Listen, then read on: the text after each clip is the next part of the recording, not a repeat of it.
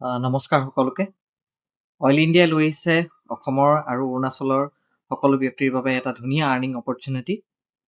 মাত্ৰ এখন নতুন গাড়ীৰে আপুনি মাহে 40,000 টকাৰ পৰা 60,000 টকালৈ আপুনি ইনকম কৰাৰ সুযোগ পাব পাৰে। আৰু ইয়াৰ চবতছে ভাল কথাটো হৈছে ইয়াৰ চিলেকশ্যন হ'ব লটাৰী মাধ্যমেৰে। যদি আপোনাৰ ওচৰত এমপ্লয়মেণ্ট এক্সচেঞ্জ কাৰ্ড আছে তেনেহ'লে আপুনি এই সুযোগটো কেতিয়াও মিছ নকৰিব। অইল ইণ্ডিয়া লিমিটেডৰ তৰফৰ পৰা এটা নতুনকৈ ভেহিকল টেণ্ডাৰ ৰিক্ৰুইটমেণ্ট আহিছে, যাৰ বাবে আপোনালোকৰ 4 হুইলাৰ ভেহিকল তেওঁলোকে হায়াৰ কৰিব।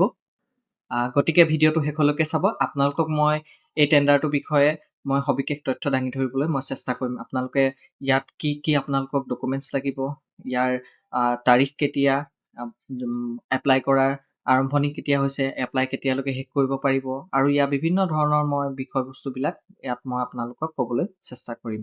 আপোনালোকে স্ক্ৰীনত দেখা পোৱা এই টেণ্ডাৰ নাম্বাৰটো অনুসৰি অসম আৰু অৰুণাচল প্ৰদেশৰ অইল ইণ্ডিয়াৰ এক্সপ্ল'ৰেশ্যন আৰু অপাৰেশ্যনেল এৰিয়াৰ বাবে এই টেণ্ডাৰটো মুকলি কৰা হৈছে।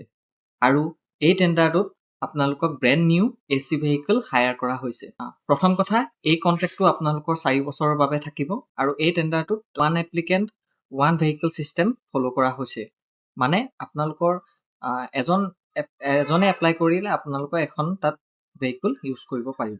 এই টেণ্ডাৰত মুঠ 5টা কেটেগৰী গাড়ী লোৱা হৈছে। ইয়াৰ প্ৰথম কেটেগৰীটোত থাকিব AC পেট্ৰল চিডান ভেহিকল, যেনে মাৰুতি চুজুকি ডিজায়াৰ, হুইণ্ডাই অ'ৰা আৰু টাটা টিগৰ এনেধৰণৰ গাড়ীসমূহ। দ্বিতীয় কেটেগৰীত থাকিব আপোনালোকৰ CNG ভেহিকল। ইয়াৰ তৃতীয় কেটেগৰীটোত থাকিব মাহিন্দ্ৰা বলেৰ' কেম্পাৰ, টাটা য়োদ্ধা, ইছুজু পিকআপ এনেধৰণৰ গাড়ীসমূহ।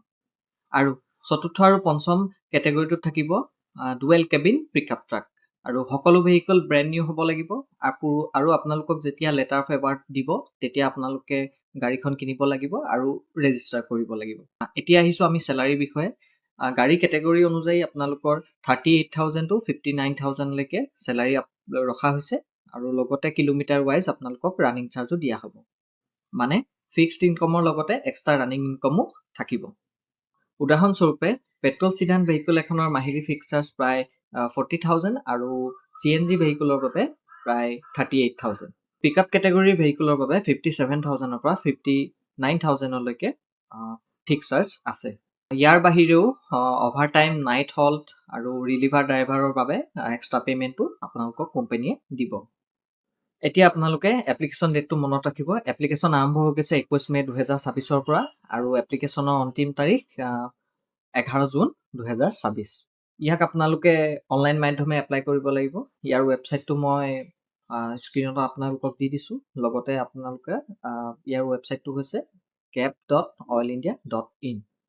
এতিয়া যদি এলিজিবিলিটিৰ কথা ক'বলৈ যাওঁ তেনেহ'লে এইটো কেৱল আনএমপ্লয়ড ব্যক্তিসকলে এপ্লাই কৰিব পাৰিব। আপোনালোকৰ কোনো ধৰণৰ চাকৰি থাকিব নালাগিব, নহ'লে আপোনালোকে এপ্লাই কৰিব নোৱাৰে।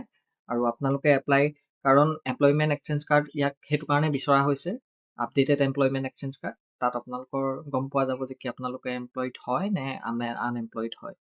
মেইন ৰিজন সেইটোৱেই, মানে এমপ্লয়মেণ্ট এক্সচেঞ্জ কাৰ্ডটো কম্পালচৰি কৰা। ইয়াৰ বাবে এজ লিমিট হৈছে 18 years to 55 years, আৰু ইয়াৰ চিলেকশ্যন হ'ব ড্ৰ অফ লটছ, মানে এইটো লটাৰী ছিষ্টেমত আপোনালোকক চিলেকশ্যন হ'ব।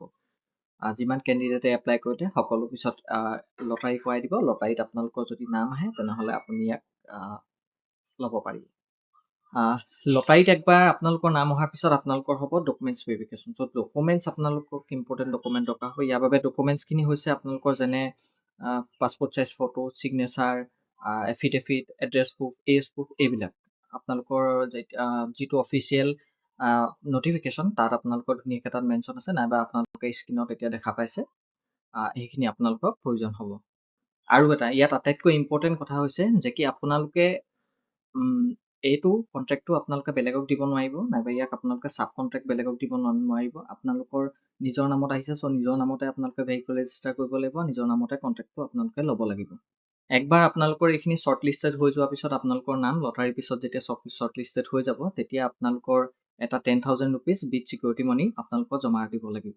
এতিয়া শেষত মোৰ মতে আনএমপ্লয়ড যিমানবোৰ যুৱক যুৱতী আছে তেওঁলোকৰ বাবে এইটো এটা ধুনীয়া মানে আৰ্নিং অপৰচুনিটি। আপোনালোকে অনলাইন কৰক, লাক ভাল থাকিলে আপোনালোকে লটাৰীত যদি পাই যায় তেনেহ'লে নিশ্চয় আপোনালোকে পোৱাৰ চান্স মানে আছে বুলি মই ভাবোঁ। সেইটো কাৰণে আপোনালোকে এপ্লাই কৰক। ইয়াৰ অনলাইন এপ্লাই কৰা কোনো ধৰণৰ ফিজ নাই। আপোনালোকৰ যদি ওচৰত যিকোনো CSC ছাৰ্ভিচ চেণ্টাৰ আছে, তাত আপোনালোকে যাব পাৰে। তাত কৰি দিয়া বাবদ আপোনালোকক কিবা এটা চাৰ্জ কৰিব পাৰে, 100 to 50 rupees, 50 to 100 rupees charge কৰিব পাৰে।